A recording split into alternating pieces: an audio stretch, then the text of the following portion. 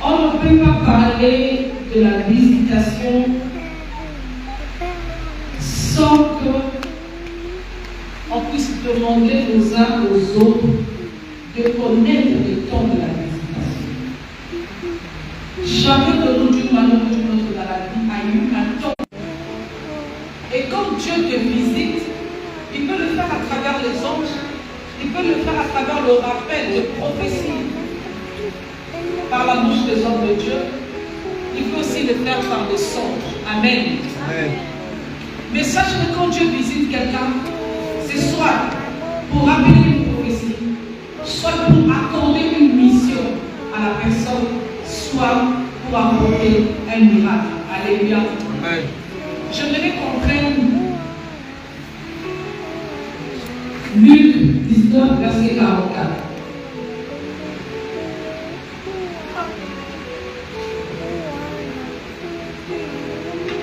Je m'étais sur ça la nuit. Luc 19, verset 44. Est-ce que quelqu'un peut lire la parole? Luc 19, verset 44. La sœur, je veux lire. La parole de Dieu. Luc 19, verset 44.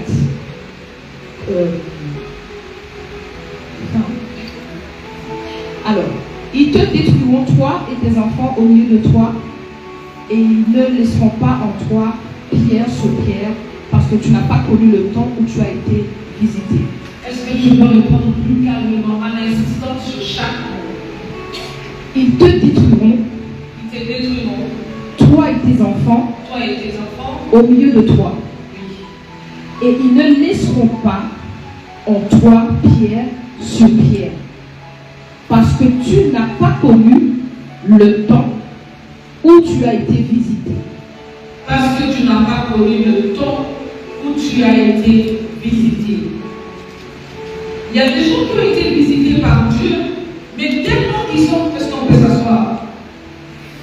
Il y a des gens qui ont été visités par Dieu, mais qui n'ont pas connu le temps de la visitation parce qu'ils avaient une autre image de la visitation. Alléluia. Ils attendaient que Jésus vienne vers eux, peut-être habillé en costume ou en donnant des prophéties, en tremblant. Vous voyez comme le bruit de groupe électrogène. Il y a des gens à l'époque où ils donnaient des prophéties, c'était comme ça. Et le monde avait peur. À l'église, même les fidèles avaient peur. Depuis qu'on prophétise comme on parle, la prophétie est dénigrée. Alléluia. Parce que l'homme regarde plus ce qui est sensationnel. L'homme aime ce qui lui donne la chair de poule. L'homme aime ce qui lui donne, ce qui lui fait peur. Quand tu dis à un homme, tu es béni, il dira Amen avec légèreté. Amen. Mais si tu lui dis, ma soeur, tu es maudite, au nom de Jésus, la personne réagit énergiquement parce qu'elle ne veut pas que les mauvaises choses lui arrivent. Mais autant que tu mets de l'énergie à refuser les mauvaises choses, autant tu dois mettre de l'énergie pour dire Amen. Amen. La bénédiction arrive dans ta vie. Amen. Les gens sont passés à côté de la visitation parce qu'ils ont donné une image à la prophétie. Ils ont attendu que Dieu vienne habillé en blanc. Ils ont attendu que le Seigneur puisse les visiter par des songes alors qu'il est passé au travers d'un orphelin. Il attendait juste que tu donnes à manger à un orphelin. Il attendait juste que tu visites une veuve. Amen. Il attendait juste que tu fasses de l'amour, que tu soutiennes l'œuvre de Dieu pour que tu sois visité et que ton problème trouve une solution. Amen. Mais toi, tu t'es donné un idéal. La Bible déclare qu'il est souverain. Dieu est souverain. Il agit comme il veut. Il se manifeste comme il veut. Lorsqu'il a appelé Moïse, la Bible déclare qu'il a croisé, il a parlé avec Moïse au buisson ardent. Mais peut-être que le Dieu que Moïse a entendu parler, alléluia, il parlait face à face. Mais avec Moïse, il a parlé au travers de buisson ardent. Il s'est caché dans le feu pour se parler à Moïse. C'était à Moïse de comprendre que ce feu que je vois devant moi n'est pas pareil à tout le feu. C'est un feu différent. Amen. Alléluia. Amen. Si, à travers les signes, à travers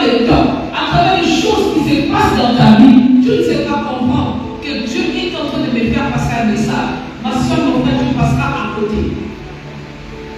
Amen. Alléluia. Amen. Tu te réveilles pour aller quelque part, mais tu sens que tout est lourd. Tu sens que ton corps n'y est pas. Tu sens qu'il y a beaucoup de choses dans ton corps qui ne veulent pas que tu sortes. Amen. Amen. Le Dieu en fait ta vie. Tu vois, tu connais l'accident. Après, quand tu te dis, oh, j'aurais dû écouter. Dans chaque personne, dans chaque homme qui craint Dieu, qui connaît Dieu, qui est la brebis de l'Éternel, il y a ce qu'on appelle des instants prophétiques. Il y a des signes dans ton corps qui te montrent que là tu peux, là tu ne peux pas. Et Amen. tu sais reconnaître que ça, c'est un message de Dieu et ça n'y est pas. Alléluia. Mais pour ça, il faut avoir le discernement. La visitation de Dieu te demande à ce que tu aies aussi le discernement. Amen. Alléluia. Amen. Si tu ne saisis pas, comme l'a dit Luc 19, verset 44, ils te détruiront, toi et tes enfants, au milieu de toi, ils ne laisseront pas en toi pierre sur pierre, parce que tu n'as pas connu le temps où tu as été visité. Abraham, la Bible déclare dans Genèse 18, il était assis et il a vu 3 personnes en train de passer. Amen. Amen. Les 3 personnes qui passaient, la Bible déclare Abraham a couru vers eux avec amour, avec empressement, pour demander à ces 3 personnes de rester un peu chez eux, chez lui, de manger et de boire. Mais qu'est-ce qui a poussé Abraham à appeler ces gens-là? Ils n'avaient aucun signe particulier. Des fois, quand Dieu te visite, il n'y a aucun signe. Tu t'attends à ce qu'il y a un bruit fort qui passe. Il n'y a pas de bruit fort. Tu le cherches dans le retrait. Tu vas sur la montagne. Tu chantes des églises. Tu attends ce que Dieu te parle par la voix audible. Mais il n'est pas passé par là. Il attend que tu accomplisses un geste. Alléluia. Il attend que tu changes ton attitude, que tu changes ton cœur, que tu es là en train de faire des prières et des prières. Mais il y a quelque chose en toi qui t'empêche de voir la gloire de Dieu. Ton cœur est peut-être mauvais. Tu as un cœur si dur que tu as même du mal à écouter la parole. Il a pris ses hommes, il les a invités chez lui. Personne n'a dit à Abraham, invite ces hommes chez toi. Alléluia. Amen. Il les a pris, il les a invités chez lui. Il a demandé à Sarah, est-ce qu'on peut leur donner à manger, à boire? Ils ont mangé, ils ont bu. Et ces personnes, ils étaient contents parce qu'ils étaient venus en mission dans la maison d'Abraham. Mais Abraham a saisi cette opportunité. L'arrivée d'un homme de Dieu dans ta vie, dans ta maison, il est toujours porteur d'une nouvelle. Amen. Amen. Il est toujours porteur d'un message. Amen. Peut-être que tu n'avais pas de paix, mais lorsqu'il va entrer dans ta maison, qu'il va prier, la paix va demeurer. Amen. Alléluia. Amen. Peut-être que dans ta maison, il y avait la famine, comme chez la veuve de Sarepta. Mais lorsque l'homme de Dieu est entré et qu'on lui a nourri, il a prié, il a demandé que les vases soient empruntés de gauche et à droite. Il a prié, les vases se sont remplis d'huile. La veuve a vendu et elle a payé ses dettes. Elle a saisi cette opportunité. Elle n'a pas murmuré. La souffrance nous fait même oublier le temps où Dieu nous visite. Parce que nous voulons idéaliser, nous voulons donner une forme à la visitation. Dieu est libre. Alléluia. Personne n'a dit à Abraham de faire entrer ces hommes dans la maison, de les nourrir. Mais son cœur, les discernements qui étaient en lui, a fait qu'il a invité ces hommes. Ils sont entrés dans sa maison. Ils ont mangé et ils ont bu. Alléluia. Abraham avait une prophétie. Je ferai de toi une grande nation. Je te bénirai, toi et ta postérité. Mais jusqu'à ce jour, Abraham n'avait aucune postérité. Mais les promesses étaient là. Les promesses demeuraient. Il fallait une clé. Il fallait quelque chose qui va déclencher la bénédiction, qui va rappeler à Abraham que Dieu n'est pas abandonné, même si elle tape. attends-la, elle s'accomplira. De fois, les paroles qui sortent de la Bible, qui sortent de la bouche des hommes de Dieu, viennent nous rappeler, viennent nous exhorter, viennent nous édifier de ne pas abandonner, de ne pas se fatiguer, de ne pas se décourager, de croire à ce que l'Éternel a dit que c'est la s'accomplira. Amen. Amen. C'est un rappel, c'est une cloche qui sonne à nos oreilles. Réveille-toi, ne dors pas. C'est ça la visitation. Elle vient te réveiller. Elle vient te rappeler de toujours croire à ce que Dieu peut faire dans ta vie. Amen. Les hommes de Dieu ont mangé.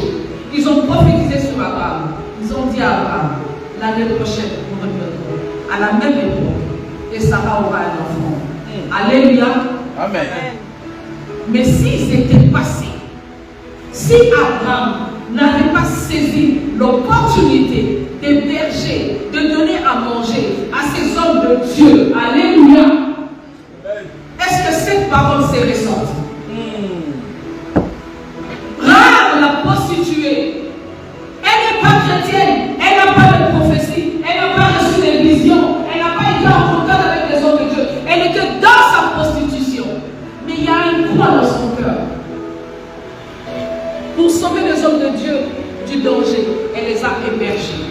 Alléluia. Amen. Elle les a hébergés. Personne n'a enseigné à Abraham d'héberger les hommes de Dieu. Elle a seulement dans son cœur senti cet élan, cet amour-là. Elle a résolu pendant ces temps-là de ne pas se prostituer. Elle n'a même pas séduit les hommes de Dieu. Elle est restée calme. Elle a respecté les hommes de Dieu. Elle les a hébergés. Elle a éloigné les gens qui les cherchaient. Elle les a déroutés. On peut même dire qu'elle a menti aux inspecteurs qui cherchaient des hommes de Dieu. Elle les a hébergés. Elle les a gardés. Mais un jour, à cause de l'acte posé, il y a eu une alliance entre cette femme et les hommes de Dieu, et l'Éternel de Jérusalem. Et à cause de cette alliance-là, Rahab est entrée dans la lignée de Jésus. Amen. Alléluia. Amen. À cause de cette alliance conclue ces jours-là, Rahab est entrée dans la lignée de Jésus. Comment une prostituée peut connaître le temps de la visitation? Mais toi qui pries, toi qui parles en langue, tu veux que Dieu vienne dans le grand bruit. Tu veux qu'elle doit changer quelque chose en toi. Elle doit apporter un plus. Tu ne peux pas venir à l'église, prier, jeûner, aller dans les différents montagnes et qu'à chaque fois tu demeures la même personne. À chaque fois tu demeures la même personne. À chaque fois tu es seul qui ne donne pas à manger aux orphelins. À chaque fois tu es seul qui ne soutient pas l'œuvre de Dieu. Tu pries, tu chantes, tu modères, mais est-ce que ton cœur a connu la visitation? Parce que celui qui a connu la visitation est brisé. Il connaît Dieu. Il ne juge pas selon les apparences. Il regarde plutôt ce que l'Éternel a dit pour sa vie. Alléluia. Je voudrais aussi te parler de quelqu'un d'autre qui a reçu aussi la visitation divine. Amen. Dieu peut passer par n'importe qui. La Bible déclare, Dieu fait grâce à qui il veut, quand il veut, comme il veut. Amen. Amen. Il y avait un général, la crainte, le respect qu'il inspirait. Cet homme était malade et il avait la lèpre. Amen. Et les gens à l'extérieur ne savaient pas qu'il avait ça, parce qu'il avait caché sous sa tenue de général. Beaucoup viennent à l'église sous nos make-up, sous nos habits. Nous cachons beaucoup de choses. Nous cachons des chagrins, nous cachons des déceptions. Nous montrons aux gens ce que le monde veut voir, mais la réalité de nos problèmes, les difficultés de nos vies, nous les cachons. Est-ce que quelqu'un m'entend? Nous les cachons, soit par dignité, soit par orgueil, soit parce que nous attendons le miracle. Et dans la maison du général, il y avait une esclave, une petite fille, qui a dit à Naaman, tu sais, malgré tes fonctions, malgré ton souci, malgré la confiance que tu, tu n'es toujours pas là. Mais moi, je connais quelqu'un qui peut t'aider.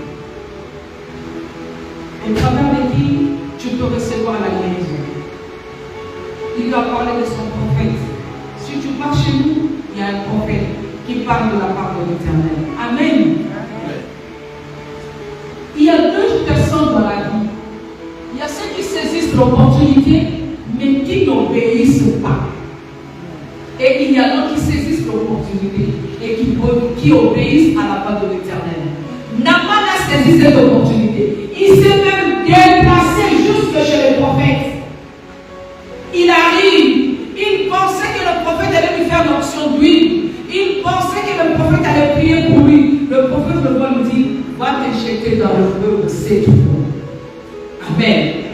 Combien de chrétiens viennent à l'église? Ils veulent seulement que l'homme de Dieu le touche.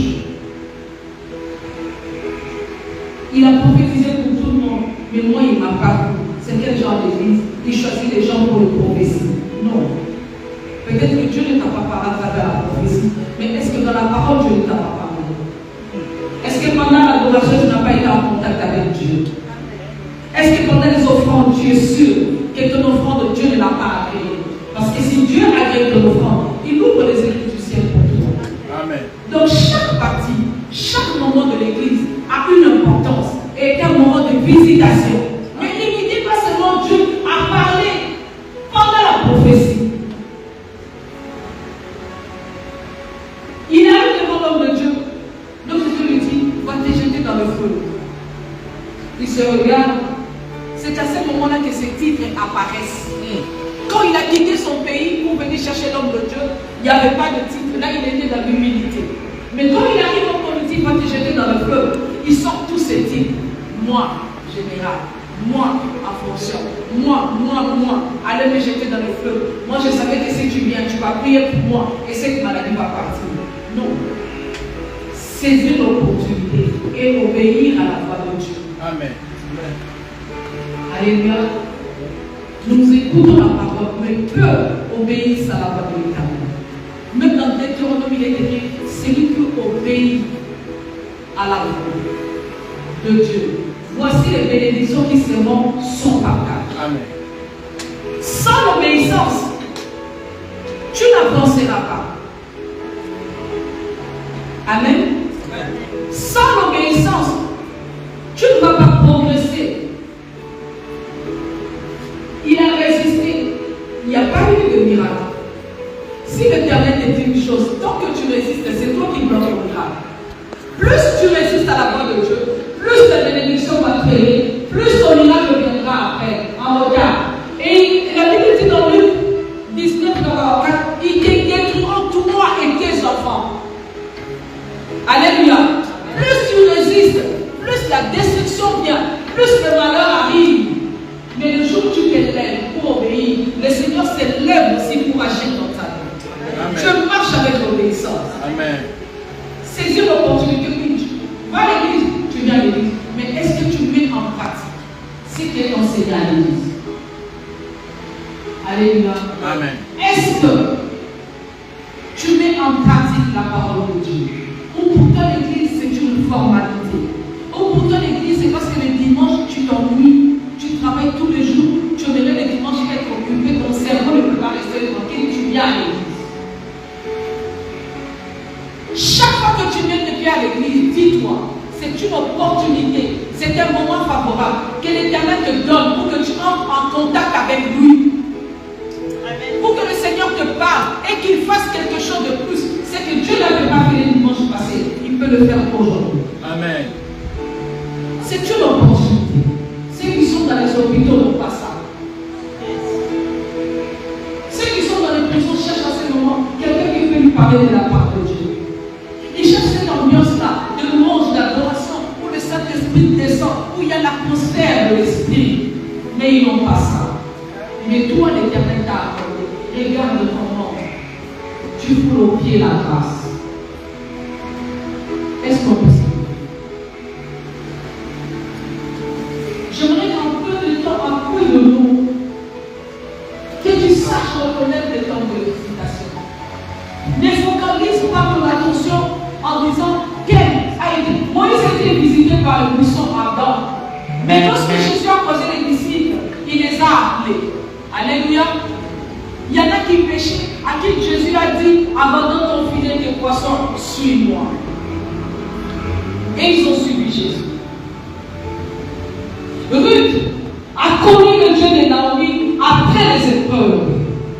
Avec et après les épreuves. Alléluia. Amen. Il fallait qu'elle soit avec Naomi. Qu'elle perde son mari.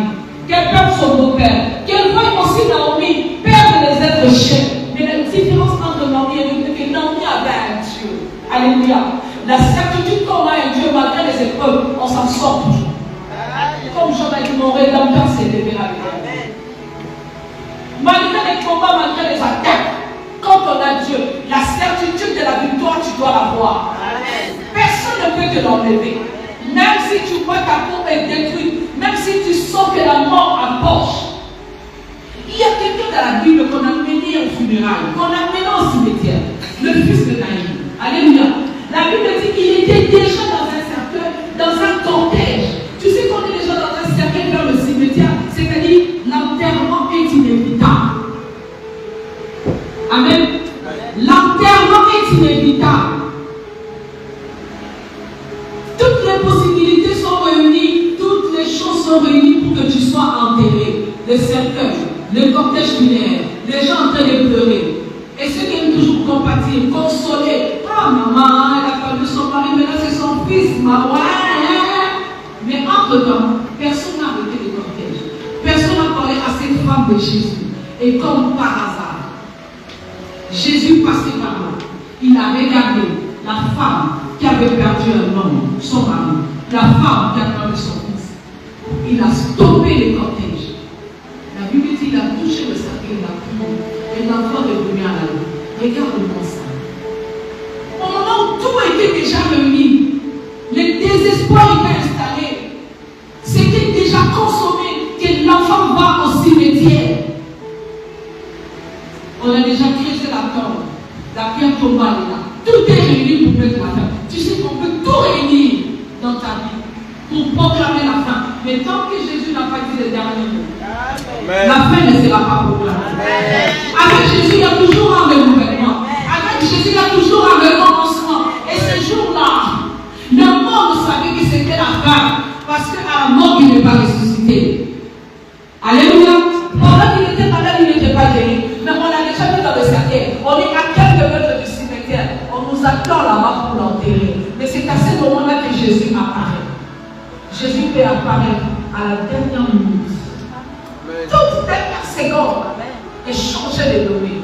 J'aimerais parler ce matin, ou ce soir plutôt, à des personnes qui croient à la visitation divine, même à la dernière seconde. Amen. Que là, les choses étaient impossibles, le Seigneur est capable de le rendre possible. Je ne sais pas quel est le cortège funéraire de ta vie aujourd'hui. Est-ce le document? Est-ce le mariage? Tu penses qu'avec les rides, tu penses avec l'âge, tu penses comme la Dieu le dit, j'ai déjà 334 enfants, mais le mariage, ce n'est plus possible. Est-ce que tu penses comme ça? Ou tu penses que l'Éternel peut encore faire quelque chose? Il est capable de te donner un travail. Il est capable.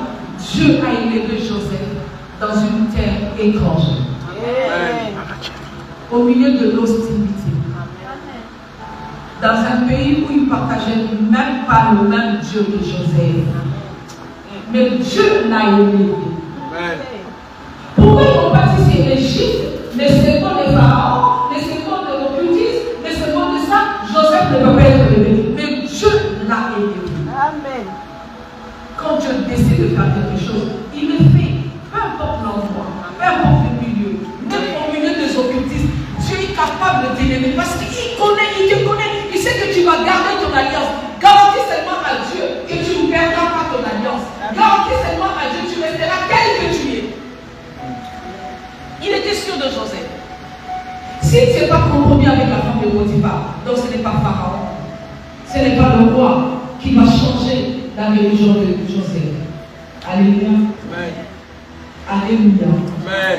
Est-ce que tu crois que le Seigneur veut te visiter? Amen. Est-ce que tu crois que Dieu est capable de changer encore les choses dans ta vie? Et que ce n'est pas fini. Tu as peut-être reçu l'ordre de quitter. Mais chez Dieu, l'impossible n'existe pas. Amen.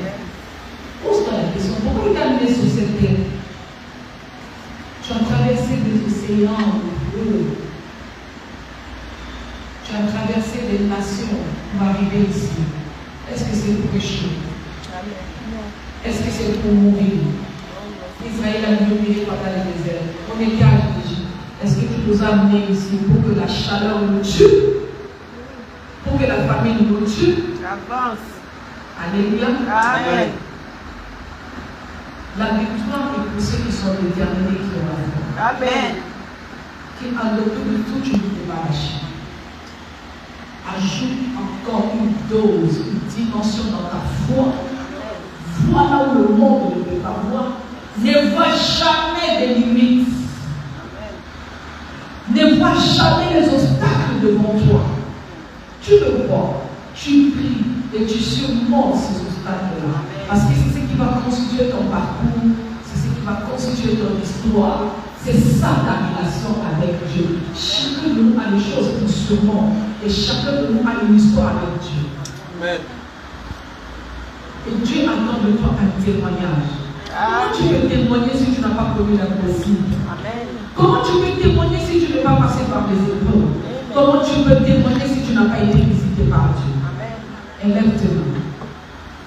Dis à Dieu. Visite-moi. Là où les choses sont impossibles, là où les difficultés m'attaquent, là où le sommeil me manque, Seigneur, visite-moi. Parle-moi. Change ma destinée. Change ma vie. Prie au nom de Jésus.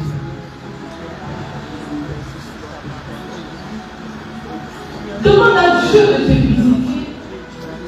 Demande à Dieu de te parler. Demande à Dieu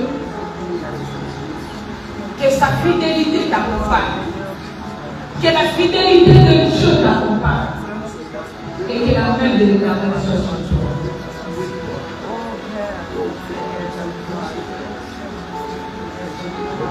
Rien n'est impossible à Dieu. Et tout est possible à celui qui croit. Je crois que l'Éternel est capable d'agir dans sa vie. Je crois qu'il est capable de changer les donnes. Je crois qu'il est capable de revoir le statut de ta vie.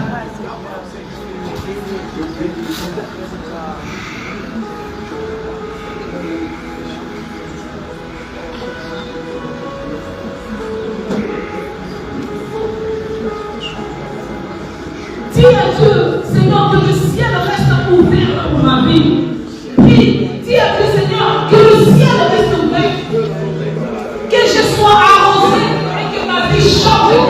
J'ai prié des années. Je peux peut-être laisser passer le temps de la visitation. Mais ce soir, je veux que tu me visites. Je veux que tu me parles. Je veux que tu me touches. Je veux que les choses changent. Même si on a marché dans le verset, éternel Dieu, ce soir que les choses changent. Même si dans ton sac, tu as dit des ordonnances, des déclarations dans tes sacs, que tout est fini, que Dieu, je vais avoir la plus de visiter. Jésus.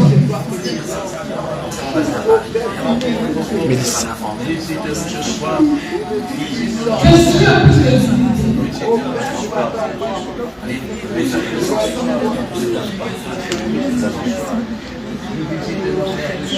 Que le Seigneur puisse te visiter.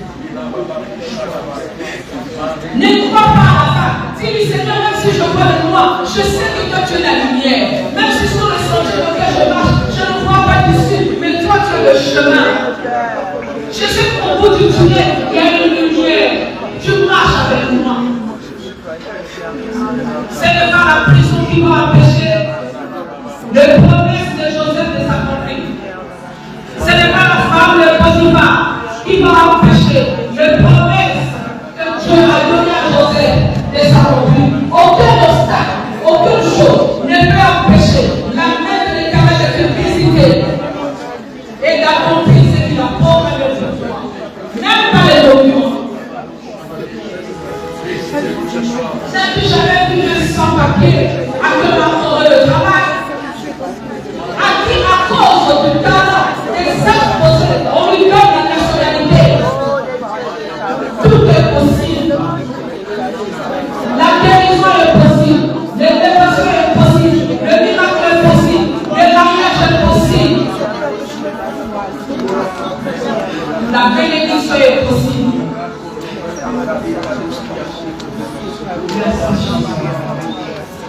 Merci Seigneur.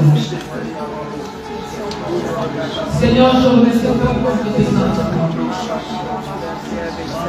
Toi, tu as fait l'existence et qui n'existe pas, papa. Laisse que le promesse espère à chacun de nous, à chacun de nous, puisse s'accomplir au nom puissant de Jésus. Que toute personne en ce lieu puisse connaître le temps de sa visitation, puisse avoir le discernement, la vision de sa visitation. Visite ton peuple, marche avec nous et que le miracle se produise dans le nom puissant de Jésus. Amen. Est-ce qu'on peut acclamer le Seigneur?